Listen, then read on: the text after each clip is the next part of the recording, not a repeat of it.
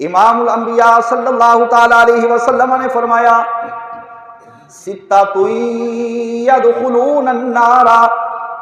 بستۃ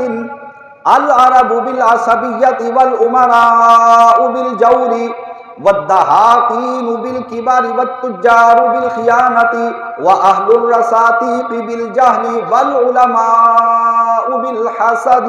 امام الانبیاء صلی اللہ تعالی علیہ وسلم نے فرمایا 6 قسم کے لوگ 6 عادتوں کی وجہ سے جہنم رسید ہو جائیں گے، قیامت والے دن جہنم کے اندر چلے جائیں گے۔ پہلے نمبر پہ میرے آقا نے فرمایا عرب والے وہ تعصب کی وجہ سے جہنم میں جائیں گے، اور دوسرے نمبر پہ فرمایا کہ عمراء اور بادشاہ لوگ یہ ظلم و ستم کرنے کی وجہ سے جہنم کے اندر چلے جائیں گے، اور تیسرے نمبر پہ فرمایا کہ نمبردار اور سرمایہ دار قسم کے لوگ، معزز لوگ، یہ تکبر کی وجہ سے جہنم کے اندر چلے جائیں گے۔ چوتھے نمبر پہ فرمایا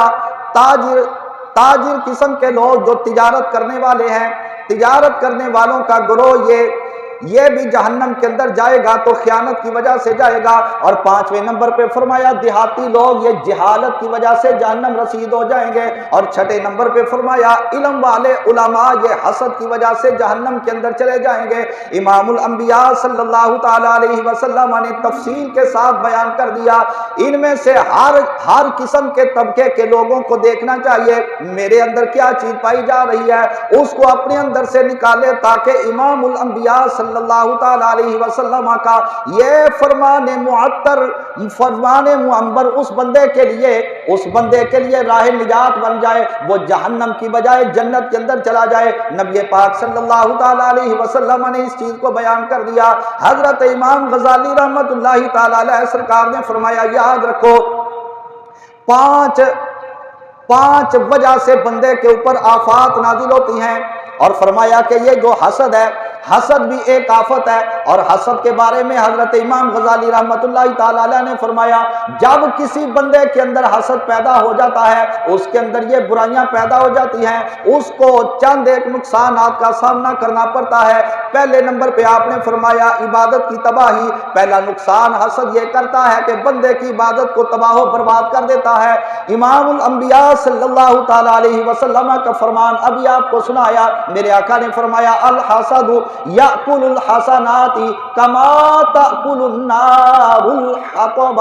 جس طرح آگ لکڑی کو کھا جاتی ہے، اس طرح حسد بندہ مسلمان کی نیکیوں کو کھا جاتا ہے۔ اور فرمایا دوسرا نقصان اس کی وجہ سے یہ ہوتا ہے بندہ گناہ اور شر کے اندر مبتلا ہو جاتا ہے۔ حضرت وہب بن منبہ رضی اللہ تعالیٰ عنہ نے فرمایا للحاسد 3 علامات یتملق اذا شہد ویغتاب اذا غاب ویشمت بالمصیبت اذا نزلت۔ فرمایا کہ حاسد بندے کی 3 علامات ہیں، حسد کرنے والے کی 3 نشانیاں ہیں، جن کی وجہ سے وہ بندہ پہچانا جاتا ہے۔ جب وہ سامنے آئے گا تو بندے کی خوشامد کرے گا، جب سامنے ہوگا تو اس کی چاپلوسی کرے گا، خوشامد کرے گا، اور ایسی ایسی باتیں کرے گا کہ بندہ سمجھے گا بس اس سے بڑا کائنات کے اندر میرا اور کوئی بہتری چاہنے والا ہے ہی نہیں۔ اور فرمایا وَيَغْتَابُ إِذَا غَابَ، جب اس کی پشت کے پیچھے چلا جائے گا، جب اس سے غائب ہو جائے گا، اسی بندے کے گلے شکوے کرنا شروع کر دے گا، اور جب اس بندے کے اوپر مصیبت نازل ہو جائے گی تو خوش ہوگا، واہ واہ مجھ کو قلبی سکون مل گیا، فلاں بندہ مصیبت کے اندر مبتلا ہو گیا۔ جس بندے کے اندر یہ 3 چیزیں پائی جائیں وہ بندہ حسد کرنے والا ہے۔ اور قرآن مجید کے اندر اسی واسطے تو اللہ رب العالمین نے اپنے محبوب کو حکم دیا اے محبوب آپ بھی یہ دعا کیا کریں اور میری بارگاہ کے اندر مجھ سے میری پناہ مانگا کریں وَمِن شَرِّ حَاسِدٍ إِذَا حَسَدَ۔ اور آپ کے سارے غلاموں کو، حضور کی ساری امت کو بھی یہ حکم دیا گیا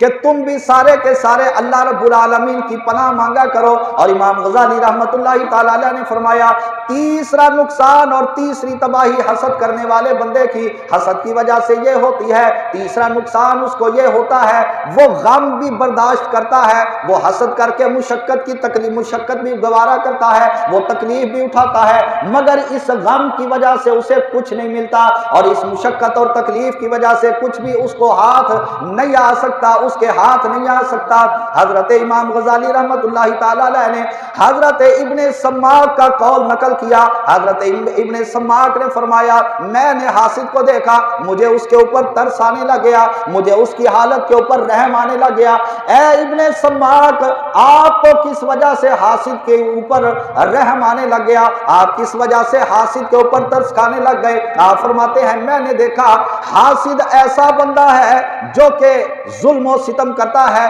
مگر ظلم و ستم کسی اور کے اوپر نہیں کرتا، اپنی جان کے اوپر ظلم کرتا ہے۔ وہ مفت کے اندر اپنے آپ کو حسد کی آگ کے اندر جلا کر اپنی طبیعت کو پریشان رکھتا ہے، اپنے آپ کو غموں کے اندر پریشان رکھتا ہے، آپ کے اندر اپنے آپ کو طرح طرح کی پریشانیوں کے اندر مبتلا رکھتا ہے۔ میں نے جب اس کو دیکھا مجھے اس پر ترس آنے لگ گیا، کیسا مظلوم ہے، اپنی جان پر ظلم کر رہا ہے، حسد کرے گا اس کو ملے گا کچھ نہیں، دوسروں کی نعمتوں کو دیکھ کر جلے گا، اپنا نقصان کرے گا، اس کا فائدہ کچھ نہ ہوگا، اگلے بندے کا نقصان کچھ نہ ہوگا۔ اور امام غزالی رحمت اللہ تعالی علیہ نے فرمایا چوتھا نقصان حسد کی وجہ سے حاسد کو یہ اٹھانا پڑتا ہے، اس سے بندے کا دل تاریک ہو جاتا ہے، دل کے اوپر غفلت کے پردے پڑنا شروع ہو جاتے ہیں، غفلت کے پردے بندہ مسلمان کے بندہ حاسد کے دل کو آ کر ڈھانپ لیتے ہیں۔ آہستہ آہستہ اس بندہ مسلمان کا دل حسد کی آگ کے اندر جل جل کر پردے پڑ جانے کی وجہ سے اندھا ہو کر رہ جاتا ہے۔ اس کو اللہ رب العالمین کا حکم سنایا جائے، رب تعالیٰ کا حکم اس کے دل کے اوپر اثر انداز نہیں ہوتا۔ حضرت امام سفیان ثوری رحمت اللہ تعالی علیہ نے فرمایا اے حسد کرنے والے بندے، میں تجھ کو ایک نصیحت کرتا ہوں، میری اس نصیحت کے اوپر عمل کر لے، اللہ رب العالمین کی طرف سے تجھ کو ضرور فائدہ پہنچے گا۔ اے امام سفیان ثوری فرمائیں آپ کیا کہنا چاہتے ہیں؟ آپ نے فرمایا پہلی بات تو یہ یاد رکھو، جب کوئی بندہ حسد کرتا ہے اس کی عقل کے اندر کمی آنا شروع ہو جاتی ہے، اس کی عقل کم ہونا شروع ہو جاتی ہے۔ جو بندہ حسد کرنے والا حسد کرنا چھوڑ دے گا، اللہ رب العالمین اس کی سمجھ کے اندر اضافہ فرما دے گا۔ فرمایا حسد کرنے والا بندہ جب حسد کرتا ہے اس کی عقل کم ہونا شروع ہو جاتی ہے، اور غصہ اور حسد یہ دونوں عقل کو ویسے ہی کھا جاتے ہیں۔ تو فرمایا اس کو چاہیے اگر وہ تیز فہمی کا طلبگار ہے، وہ چاہتا ہے کہ میری عقل تیز ہو جائے اور میری عقل کے اندر سمجھ کے اندر دانائی کے اندر اضافہ ہو جائے، تو وہ بندہ حسد کرنا چھوڑ دے۔ دیکھنا اللہ رب العالمین اس برا کام کے چھوڑنے کی برکت سے اس بندے کی سمجھ اور دانائی کے اندر زیادہ اضافہ کر دے گا۔ اور فرمایا پانچواں نقصان حسد کرنے والے کو یہ اٹھانا پڑتا ہے کہ اس کو حرمان، نصیبی اور رسوائی کا سامنا کرنا پڑتا ہے، کہ اپنے مقصد کے اندر وہ بندہ کامیاب نہیں ہوتا، جو وہ چاہتا ہے کہ اس بندے کی نعمت زائل ہو جائے، اپنے اس مقصد کے اندر وہ کامیاب نہیں ہوتا۔ اور دوسرا یہ کہ وہ حسد کی بنا پر اپنے دشمن کے اوپر کسی بھی طرح غالب نہیں آ سکتا، اس پر فتح یاب نہیں ہو سکتا۔ حضرت امام ابو یعقوب رحمت اللہ تعالی علیہ نے کیا ہی خوب فرمایا۔ آپ فرماتے ہیں کہ یا مولا، میں تیری بارگاہ میں التجا کرتا ہوں کہ جس طرح حسد کرنے والا بندہ کسی کی نعمت کو دیکھ کر کڑتا رہتا ہے، جلتا رہتا ہے، حسد کرتا رہتا ہے، مولا میں تیری بارگاہ میں یہ دعا کرتا ہوں کہ اگر تو کسی پر انعامات کی بارش فرما دے تو میں اس بات سے تیری پناہ مانگتا ہوں کہ اس کی نعمتوں کو دیکھ کر میرے دل کے اندر حسد کی بیماری پیدا ہو جائے۔ مولا مجھ کو صبر عطا فرمانا، مولا اس کی نعمتوں کی فراوانی دیکھ کر مجھ کو حسد کی آگ کے اندر جلنے سے محفوظ کر لینا۔ مختصر یہ کہ حسد کرنے والا وہ دوسرے بندے کا بگاڑ کچھ نہیں سکتا اور اپنا سوال کچھ نہیں سکتا، اور حسد کرنے والا بندہ دوسرے کا نقصان کچھ نہیں کر سکتا اور اپنا فائدہ ذرہ برابر نہیں کر سکتا۔ تو جب فائدہ اس کام نے دینا نہیں، اگلے کا نقصان کرنا نہیں، اس سے حاصل ہونا کچھ نہیں، دوسرے کا جانا کچھ نہیں،